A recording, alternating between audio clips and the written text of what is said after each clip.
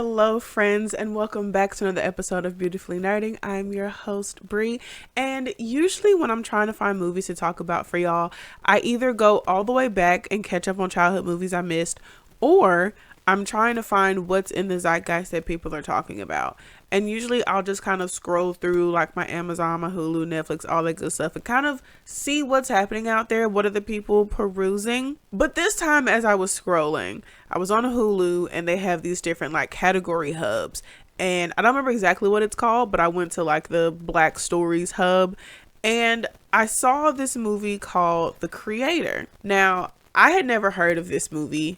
I don't believe I've heard anybody talk about it. It came out last year.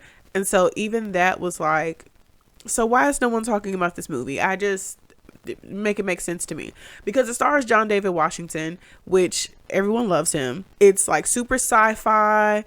There's like action and adventure. There's robots and AI and all these good things. And I was like, it feels like a recipe for a very popular movie. So why am I not hearing about it? So I was like, let me go ahead and see what this movie is about. So the log line is, as a future war between the human race and artificial intelligence rages on, ex-Special Forces agent Joshua is recruited to hunt down and kill the creator, the elusive architect of advanced AI. And I've talked before about how much of a sci-fi girly I am. This description alone, I was like, oh yeah, no, I'm absolutely here for this. So again, why is no one talking about it? So as I'm getting ready to press play, I realized one thing might be that it's over 2 hours long. But at the same time, like all movies are super long nowadays. So I don't think that that's fully the reason why it's not popping. So the movie opens up with kind of this like robot AI propaganda of like, robots are so cool and they can help you with chores and help you do things around the house. They can be the boxers instead of you putting your life on the line. And they can also do all these other helpful things in the community. And they can also replace the police force because who needs human police officers when we have AI robots? And how could this possibly go wrong?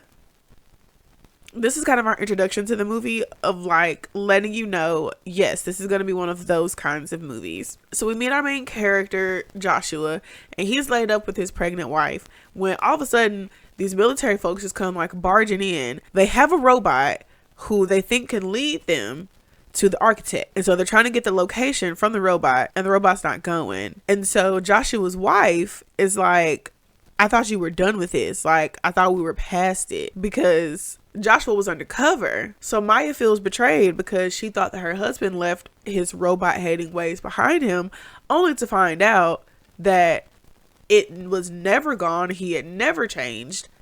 And she just feels foolish.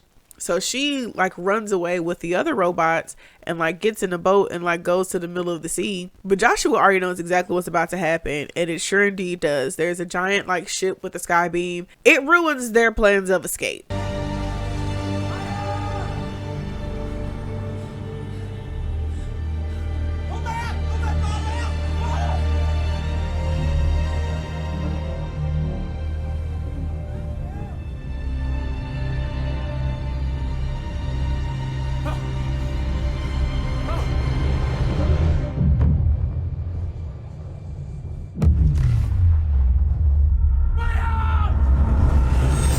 We jump 5 years into the future. It's very clear that Joshua does not like robots. Okay, everyone sees them as a part of world, a part of society, and Joshua's like, they're just code, they're just parts, they're just metal, they don't have any feelings. But since Joshua went AWOL from the military because they killed his wife, so of course he's like, I don't want nothing to do with y'all. They're searching for him, but then also he is getting treatments because, you know, he went through like a giant explosion. He's getting like an MRI done, but then the MRI is like a lie detector test as well, because on the screen of the person who's doing the test, they can see if he's telling the truth or not while they're asking him questions about like, where's the MacGuffin?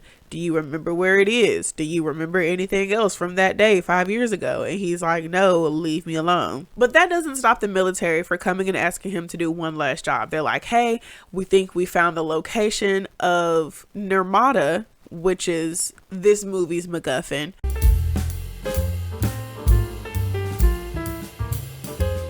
We think we found the location of it and we need you to go to this place, find it, and destroy it. And Josh is like, no. But then the military is like, we think your wife is still alive as well. And Josh was like, should have led with that. When do I leave? Now, pretty much the rest of the movie is chaos ensuing. There is a robot kid who is the MacGuffin. Like, this robot has the ability to change the tide of the oncoming robot versus human war to either side. And so the humans are like, hey, we can't give AI and robots this power. You need to destroy it. And the robots are like, hey, we just want to live. Could you please just leave us alone? And it's almost like art is imitating life. But we're not going to dive too deep into that. There are plenty of like douchebaggy military jock dudes. Every time we got someone within the military, they were always the most terrible people. Like, outside of Josh, the rest of the military was terrible. And honestly, now that I think about it, it was really just the people who were in the military at the time, because we meet another like ex-military person later and they're not half bad. But like everyone who's currently in the military now that Josh deals with, terrible, terrible people. And there's also a bunch of lasers. And I guess the whole thing with like the futuristic movies is that laser guns are gonna be the thing instead of the ammunitions we use now.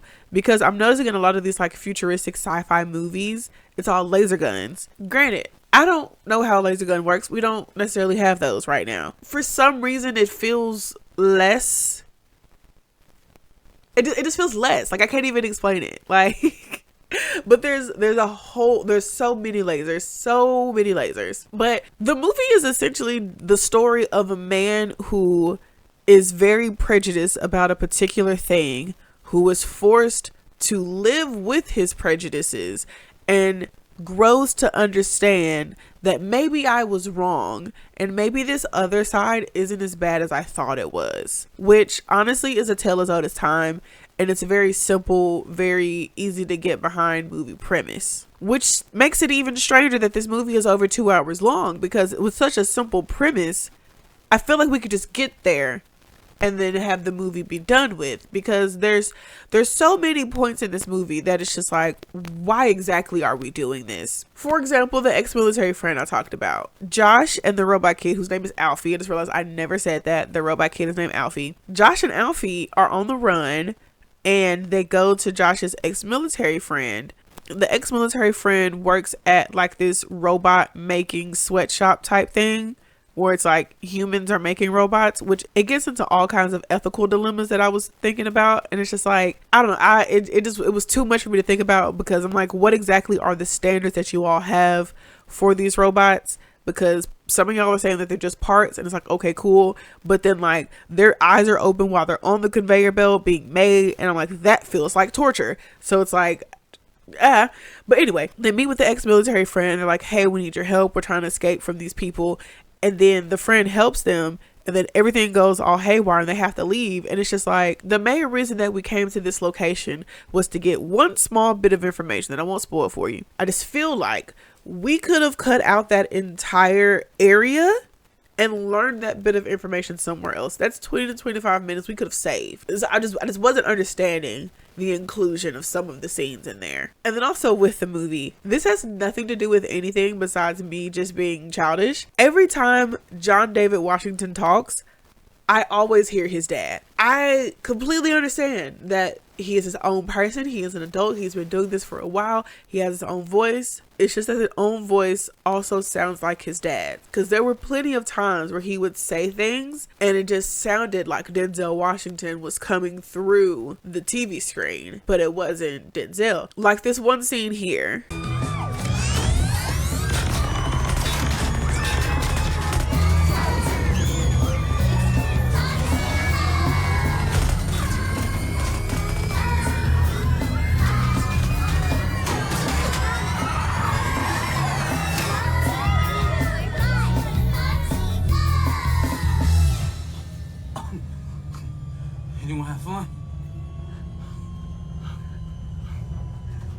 Like, I definitely expected like a Denzel-ism after that.